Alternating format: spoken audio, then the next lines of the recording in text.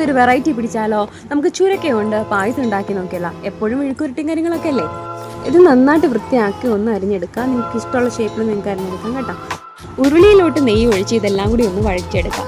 അപ്പോഴേക്കും നമുക്ക് ചവ്വരിയും സെപ്പറേറ്റ് വേവിച്ചെടുക്കണം, ശർക്കര പാനിയാക്കി വെക്കണം. ചുരക്കയിലേക്ക് വെള്ളമൊന്നും ചേർക്കേണ്ടതില്ല, കാര്യം അതിൽ തന്നെ വെള്ളമുണ്ട്. ഇനി നമുക്ക് വെന്തിരിക്കുന്ന ചവ്വരി ചേർത്ത് കൊടുക്കാം.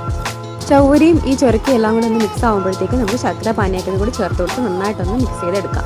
എന്നിട്ട് അതൊന്ന് വെന്ത് അതെല്ലാം കൂടി ഒന്ന് വെന്ത് നിന്ന് ഉടഞ്ഞ് വരുമ്പോഴത്തേക്കും ഒന്ന് തിക്കാവാൻ വേണ്ടിയിട്ട് നമുക്ക് 2 സ്പൂൺ അരിപ്പൊടി പാലിൽ ചേർത്തിട്ട് ഞാൻ കലക്കി ഒഴിക്കുന്നുണ്ട്. കുറച്ച് പശുമ്പാലും കൂടി ചേർത്ത് കൊടുക്കാം. അതെല്ലാം കൂടി തിക്കായി വരുമ്പോഴത്തേക്കും നമുക്ക് ഇലക്ക് ചേർത്ത് കൊടുക്കാം. അങ്ങനെ പായസം എല്ലാം നന്നായി വെന്ത് കുറവ് വരുമ്പോഴത്തേക്കും തേങ്ങയുടെ 1/4 പാല് ചേർത്ത് കൊടുക്കാം. എന്നിട്ട് നമുക്ക് നെയ്യിൽ വറുത്ത് വെച്ചിരിക്കുന്ന മുന്തിരിങ്ങ എല്ലാം കൂടി നമുക്ക് അതിലേക്ക് ചേർത്ത് കൊടുത്തിട്ട് ഫ്ലെയിം ഓഫ് ചെയ്യാം. അങ്ങനെ നമ്മുടെ അടിപൊളി ടേസ്റ്റ് ആയിട്ടുള്ള ബോട്ടിൽ ഗോൾഡ് അഥവാ ചുരക്ക payasam ready. Okay, bye bye, tata, see U.